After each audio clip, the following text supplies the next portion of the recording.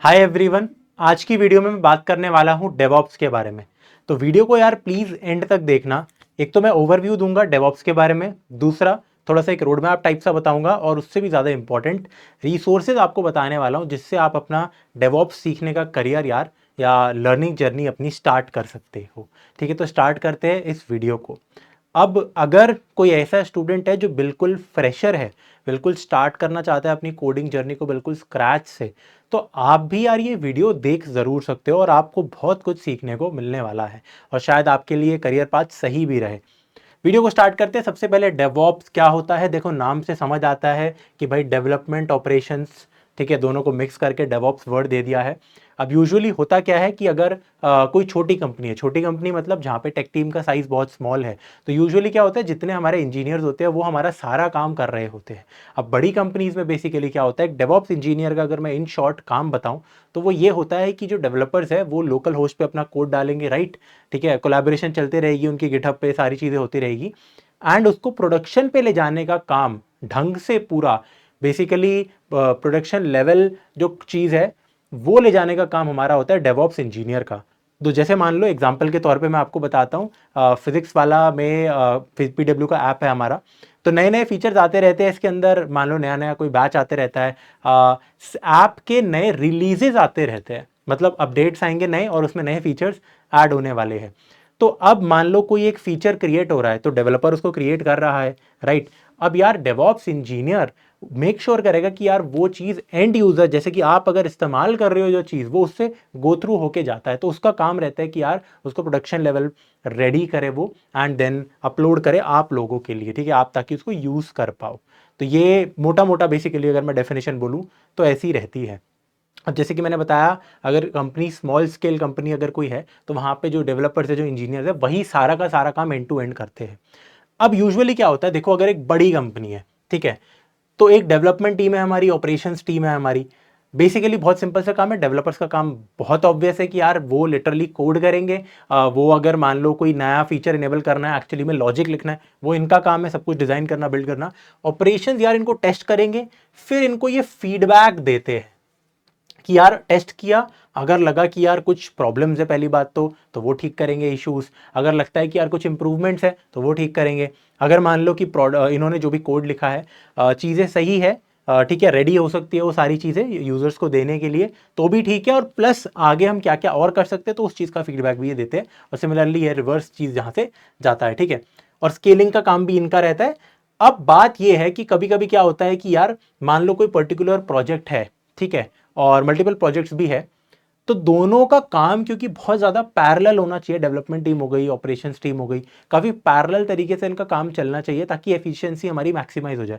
बड़ी ऑब्वियस सी बात है ना, आप ये समझो कि मान लो ये अपने नए प्रोजेक्ट की तरफ मूव ऑन कर रहे हैं, राइट, एंड जो दूसरी टीम है वो अभी तक ये बता रही है कि हाँ यार आपका जो प्रीवियस ये वाला प्रोडक्ट था, या फिर कहते प्रीवियस वर्जन था, ये सारी चीज़ें थी, ये अभी तक उसके फीडबैक दिए जा रहे हैं, ठीक है, इनको, राइट। तो ऑब्वियसली मिसमैच रहेगा एक, ठीक है, एक मिसमैच हमारा रहने वाला है, ठीक है। Mismatch can happen which leads to low productivity, ठीक है। तो यहीं से एक कॉन्सेप्ट डेवॉप्स का आया है कि भाई सिंक में दोनों रहने वाले हैं, साथ में रहने वाले हैं, ताकि चीजें यार गो थ्रू होते रहे दोनों ही टीम्स के बीच में, ठीक है, एंड पैरेलल में सारा हमारा काम चले, एफिशिएंसी जो हमारी है वो बूस्ट हो सके। ऑफ कोर्स बड़ी बड़ी कंपनीज ही ये सब चीजें रखेगी क्योंकि तब स्केल इतना बड़ा हो जाता है। देखो पॉइंट ये है कि जब लोग इतने सारे हो जाते हैं तो उसी पॉइंट ऑफ टाइम के बाद एक डेवॉप्स इंजीनियर का एक्चुअली में रोल प्ले होता है जिससे वो कंपनी को ज्यादा प्रॉफिटेबल बना पाए, ठीक है। अगर कंपनी का स्केल इतना है कि भाई डेवॉप्स इंजीनियर की मदद से आज सच और कुछ प्रॉफिट इंक्रीज नहीं हो पा रहा है कंपनी का, इनफैक्ट उसको पैसे ही ज्यादा देने पड़ रहे हैं, ठीक है, उसकी सैलरी नहीं निकल रही, तो that is a different thing. But बड़ी कंपनीज में we usually have the DevOps engineer team, in fact यहाँ पे भी पीडब्ल्यू में वी हैव द टीम, ठीक है। तो प्रॉपर टीम है एक और ढंग से काम चलता है पूरा का पूरा, राइट। तो प्रोडक्टिविटी इंक्रीज होती है, ऑब्वियसली अगेन स्केलिंग की बात है। तो ये तो हो गया हमारा बेसिक। अब डेवॉप्स है क्या, क्या होता है, एक और अगर मैं यहाँ देखो छोटी बात बताऊं, इसकी रोड मैप की हम बात करेंगे, एक बेसिक सा ही रोड मैप दूंगा। अगर आपको इसके बारे में डिटेल्ड जानना है डेवॉप्स के बारे में बिल्कुल, तो आपके लिए वर्कशॉप्स हम कंडक्ट करा सकते हैं। प्लीज मेरे को कमेंट में बता देना अगर आप चाहते हो एक मास्टर क्लास टाइप सी डेवॉप्स की ली जाए, पहले भी ली गई थी। If you are really really interested then एक डेमो की तरह we can give that to you, but I would suggest कि यार पहले जितना एटलीस्ट मैं बता रहा हूँ टू माई नॉलेज उस चीज़ को आप कंप्लीट करो एंड देन आप आगे बढ़ो। ठीक है, ये मेरा हमेशा वो रहता है कि हाँ आप कुछ एटलीस्ट स्टार्ट करो चीज़ों को, तभी आप आगे कर पाओगे अगर आपको इंटरेस्ट आ रहा है उसमें तो, राइट। रोड मैप अगर मैं बात करूं तो देखो मेन चीज यहाँ पे सबसे पहले सब यही कहते हैं कि लिनक्स फंडामेंटल्स आपको आने चाहिए यार। ठीक है, कमांड लाइन पे काम करना आना चाहिए।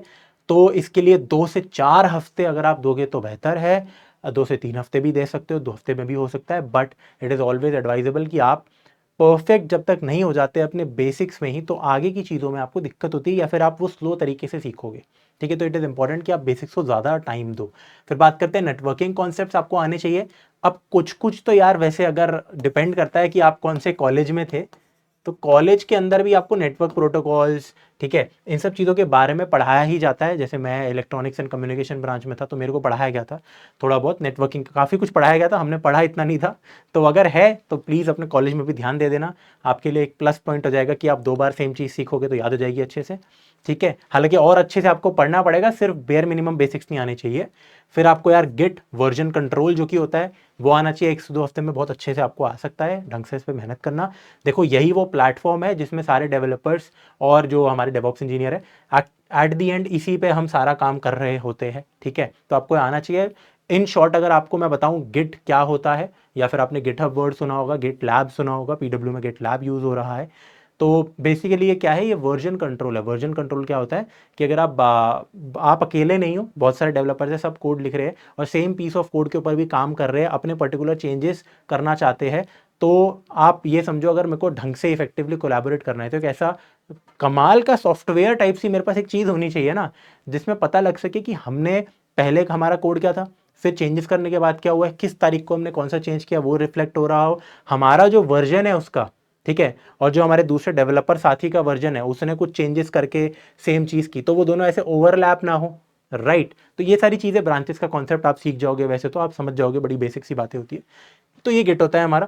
क्लाउड प्लेटफॉर्म्स की आपको जानकारी होनी चाहिए, प्रेफरेबली लोग यही कहते हैं कि the easiest is AWS and the most friendly, you should do this, then this is containerisation आपको पढ़नी होती है, and then CI/CD and so on.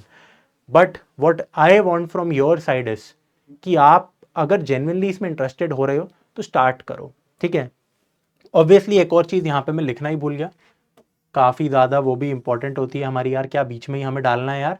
In fact cloud platform से पहले ही आई वुड से कि do a programming language as well preferably, ठीक है, and Python के अंदर अगर आपने कोई भी प्रोग्रामिंग लैंग्वेज पढ़ रखी है तो आप टेंशन मत लो, फिर आप ये वाला पार्ट तो बहुत ही जल्दी कर पाओगे। एंड अगर basic data structures and algorithms इसके साथ, ठीक है, एरे, स्ट्रिंग्स, लिस्ट्स, ठीक है, ETC, बेसिक बेसिक चीज़ें आपको आनी चाहिए, एडवांस कुछ ऐसा लॉजिकल चीज़ आपको नहीं ज़्यादा समझनी।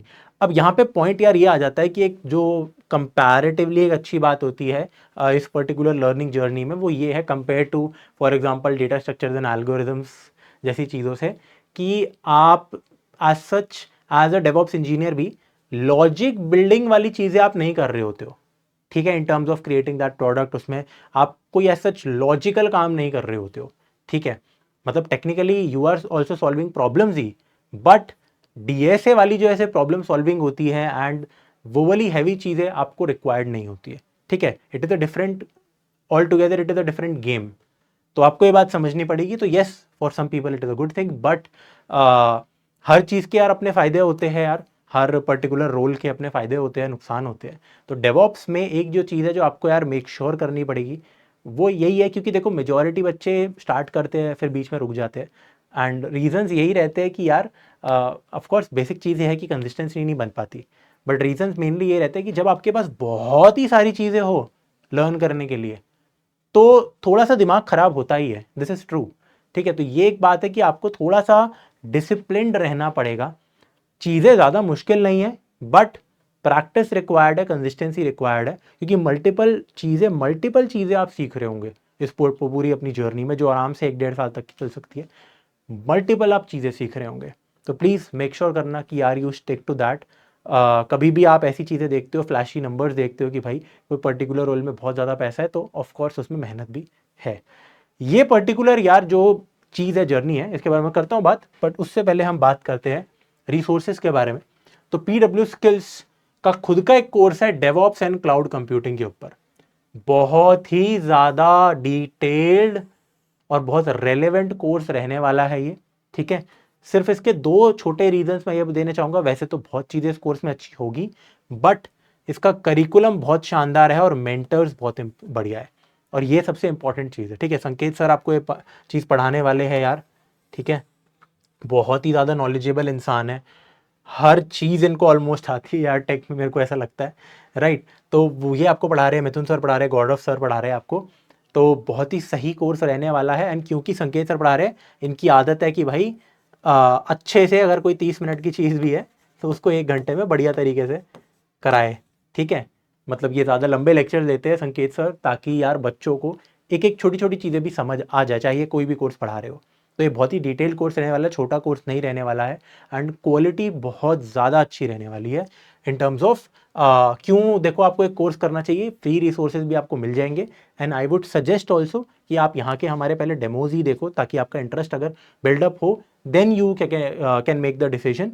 और आप YouTube पे भी फ्री रिसोर्सेज को देख सकते हो, आप स्टार्ट कर सकते हो अगर आपको इंटरेस्ट आ रहा है। तो I would recommend then after you are getting interest कि यार थोड़े से सीरियस हो जाओ, एंड एक स्ट्रक्चर्ड तरीके से अगर आप पढ़ते हो तो आपका टाइम बहुत बचता है और आप चीज़ों पे मिस आउट नहीं करते हो, क्योंकि इसका करिकुलम बहुत ज़्यादा कंप्लीट रहेगा। तो आपको ऐसे भटकना भी नहीं पड़ेगा कि यार यहाँ से ये पढ़ूँ, वहाँ से वो पढ़ूँ। तो वो एक चीज़ रहती है कि एक कोर्स के बारे में सही रहती है। But again if you are very very serious, ठीक है, एंड डेफिनेटली पहले इस्तेमाल करो, फिर ही विश्वास करो, ठीक है। तो तभी आप हमेशा कोर्स लो, कभी भी जब you are liking the demos, you are trusting the mentors, right. So आज की वीडियो के लिए इतना ही था। आई होप आपको एक बेसिक जस्ट मिल गया होगा यार डेवऑप्स के बारे में। बाय।